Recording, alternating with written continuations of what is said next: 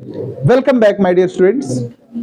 Chapter 1 में एक article हमारा रह गया है, मैं इस पे बात कर लेता हूं जरा, फिर हम चैप्टर 2 यानी कि गॉस थ्योरम पे बात करेंगे। देखिए, इस टॉपिक का नाम है एक समान वैद्युत क्षेत्र में स्थित, भी कह सकते हो, एक समान वैद्युत क्षेत्र में स्थित वैद्युत द्विध्रुव पर बल युग्म का आघूर्ण। हमें इस टॉपिक को डिस्कस करना है। इंग्लिश में अगर इसको कहें टॉर्क, बल युग्म का आघूर्ण को हम लोग इंग्लिश में क्या बोलते हैं? Torque. Torque on electric dipole in uniform electric field. आइए मैं इसको एक चित्र की सहायता से पूरा समझाता हूं। देखिए, इस तरह से अगर एरो बना लिए जाए कभी समांतर, तो ये एक समान वैद्युत क्षेत्र को बताते हैं। ये हो जाएगा हमारा एक समान वैद्युत क्षेत्र, यानी कि यूनिफॉर्म इलेक्ट्रिक फील्ड। इसमें कोई द्विध्रुव लाए और ला करके मान लीजिए हमने उसको स्थापित कर दिया थीटा कोण पर। कितने कोण पर? थीटा कोण पर। ये हमारा द्विध्रुव है, एक माइनस आवेश होता है और एक प्लस आवेश होता है। अब ध्यान रखना, द्विध्रुव जब कभी वैद्युत क्षेत्र के अंदर होता है तो उस पर एक बल कार्य करता है और वो बल युग्म कार्य करता है, जोड़ा। कैसे? ये धन आवेश है ना, और तीव्रता हमेशा किस ओर से किस ओर होती है? धन से ऋण की तरफ। तो यानी ये धन आवेश ऋण की तरफ खींचा जा रहा होगा ना, तो इस पर एक वैद्युत बल काम करेगा इस दिशा में, F बराबर QE। और जबकि ऋण आवेश में इस दिशा में एक बल काम करेगा, F बराबर QE। यानी इस द्विध्रुव पर ध्यान से देखना जरा, ये द्विध्रुव है, इस द्विध्रुव पर दो बल काम कर रहे हैं जो बराबर हैं लेकिन दिशा में विपरीत हैं।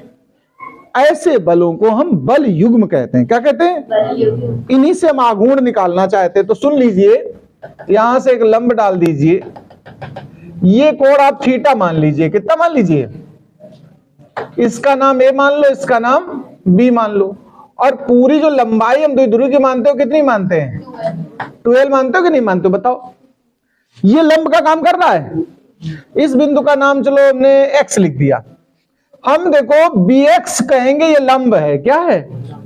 लंबवत दूरी या लंब की बात करें तो देखो लंबवत दूरी। हम लंबवत दूरी की अगर कैलकुलेशन करें, थोड़ी देर ध्यान देना, तो यहां साइन थीटा लगाना पड़ेगा मुझे। साइन थीटा क्या होता है? लंब यानी कि BX बटे आधार यानी AX। नहीं, साइन में आधार थोड़ा होता है, साइन में कर्ण होता है। और कर्ण क्या है? देखो AB। कर्ण क्या है? AB। तो BX बराबर कितना आया पहले बताओ? AB sine theta. और AB की लंबाई कितनी थी? 2L। तो लंबवत दूरी निकल आई 2L साइन थीटा। बल युग्म के आघूर्ण का सूत्र क्या होता है? कभी छोटी क्लास में जरूर पढ़ा होगा। बल युग्म का आघूर्ण, इसका सूत्र समझ लेना सब लोग पहले।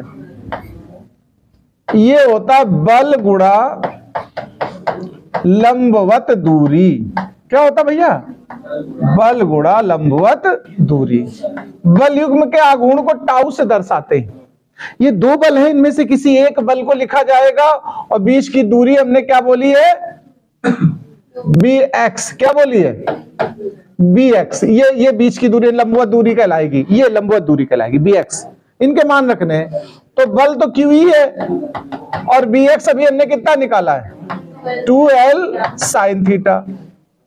इस तरह से अगर 2L और Q को एक साथ लिख दो तो क्या बचेगा? E साइन थीटा बचेगा कि नहीं बचेगा? बताओ।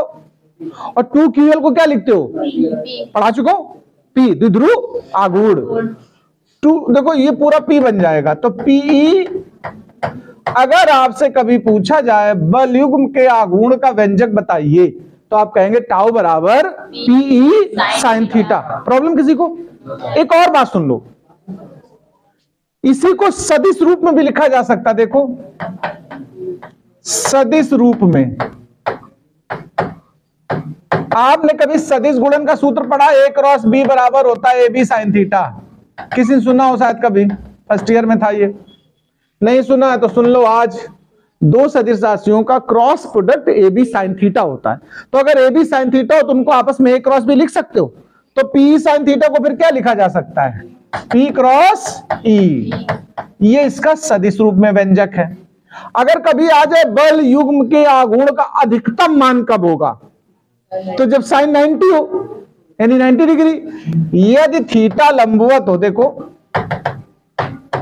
तो टाउ जो हो जाएगा वो क्या हो जाएगा, अधिकतम, मैक्स। तो बचेगा क्या, सिर्फ पीई बचा कि नहीं बचा, बताओ। और अगर न्यूनतम की बात की जाए, न्यूनतम कब होगा, जब थीटा 0 हो जाए। यदि थीटा 0 हो तो टाउ कैसा हो जाएगा, मिनिमम, यानी कि साइन 0 का मान 0। अगर कभी टाउ मान लो अगर थीटा 180 भी हो जाए तब क्या होगा, -1, तो टाउ हो जाएगा माइनस पीई। अलग अलग परिस्थितियों के हिसाब से आप इसके मान निकाल सकते हो, नहीं निकाल सकते हो, बोलो। तो इसको नोट कर लो। अच्छा, साइन 180 मान 0 सही, कॉस का वो करेक्ट। ठीक ठीक भाई जी, धन्यवाद आपका। तो ये भी 0 हो गया, तो बस ठीक है, इसको नोट कर लो, अगली बात करते हैं फिर आगे।